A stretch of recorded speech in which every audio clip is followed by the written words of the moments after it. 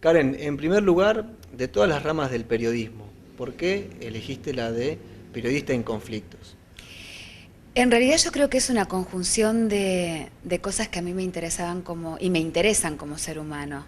Pero hablo en el momento en que yo decidí ser corresponsal, quizás en las áreas más peligrosas del planeta.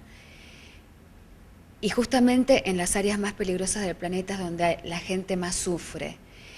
eh, Donde uno ve el sufrimiento de las madres, de los niños, de los hombres, donde también se ve lo que puede generar el ser humano, ¿no? Como es generador de tantas cosas positivas, también de la guerra, que es lo peor que se puede engendrar en la mente del ser humano. Y me parece que siendo periodista podía transmitir cosas para... También en su momento fue una idea un poco idealista, ¿no? Pero mostrando lo que le pasaba a las víctimas de los conflictos, producir cierta empatía con la gente justamente para que se solidarizara con esas víctimas y para entender el valor de la paz. Ese fue, digamos, el motivo fundamental por lo que yo me convertí en corresponsal.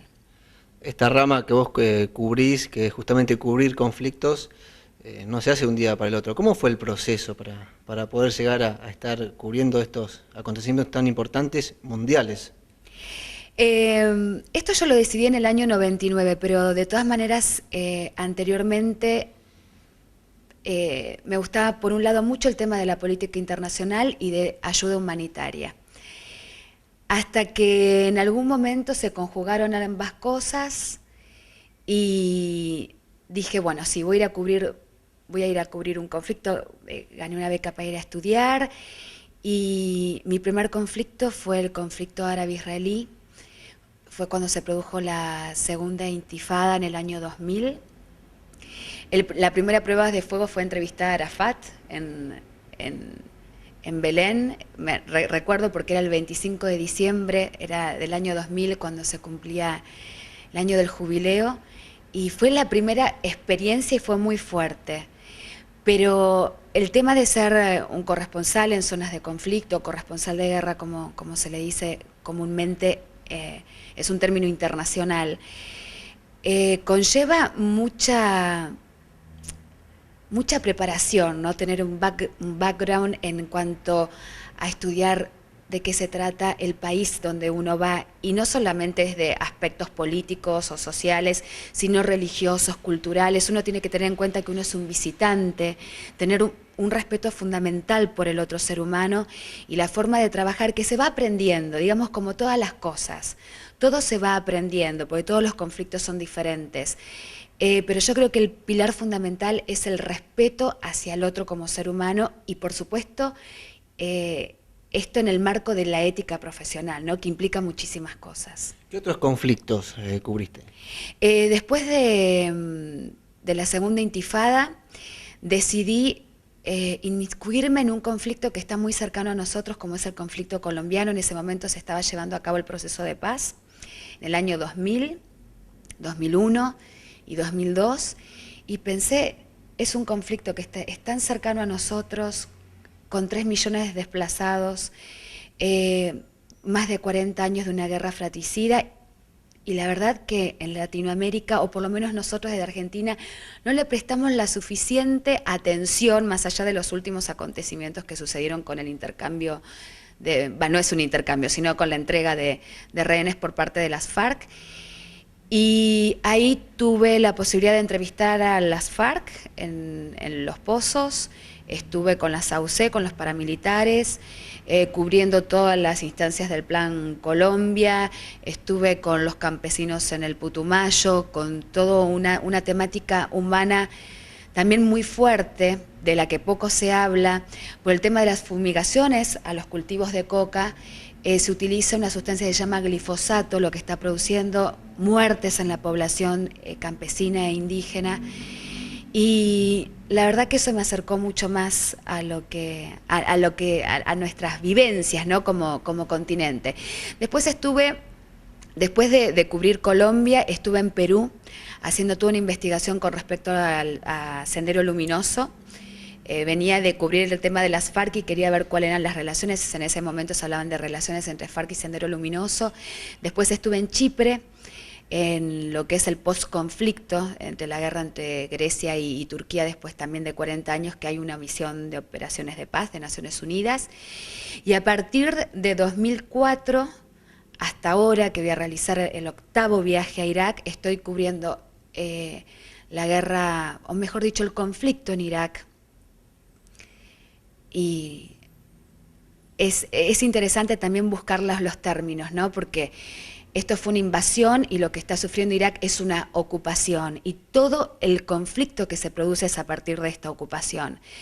Y en el 2006, lamentablemente, porque tuvo muchas connotaciones emocionales para mí, fue cubrir el conflicto de 33 días entre el Líbano e Israel. Estas son algunos de los conflictos. Después, bueno, he incursionado en África, pero digamos en otro marco, no en conflictos. Tengo 12 medios con los que colaboro normalmente, que son Radio Francia Internacional, la BBC de Londres, el Folio de Sao Paulo, el Mercurio de Chile, el Universal de México. Me reía porque es larga la lista. Por otra parte, he trabajado mucho para Telemundo, NBC de Estados Unidos, he colaborado para la Televisión Azteca de México.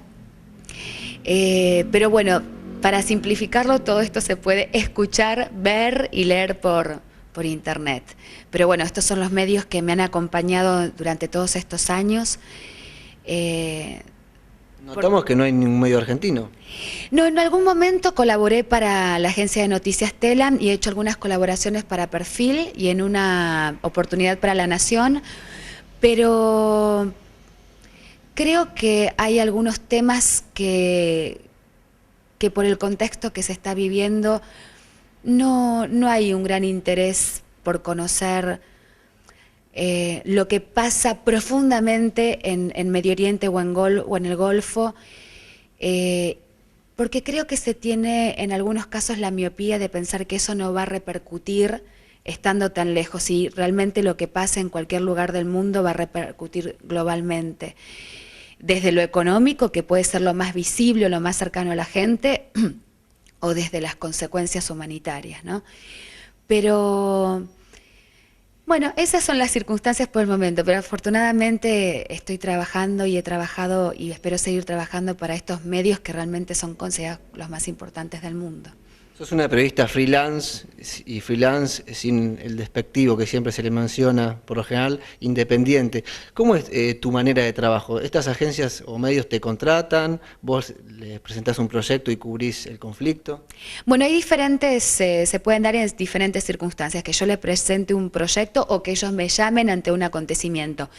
De todas maneras, es verdad, el término freelance en Argentina o en Latinoamérica puede ser considerado despectivamente, como alguien que no tiene trabajo. Sin embargo, en el resto del mundo, un freelance es muy respetado porque es un independiente que elige sus temas, sus tiempos, quizás hasta sea muy diferente el cachet que cobre cuando son freelance muy respetados.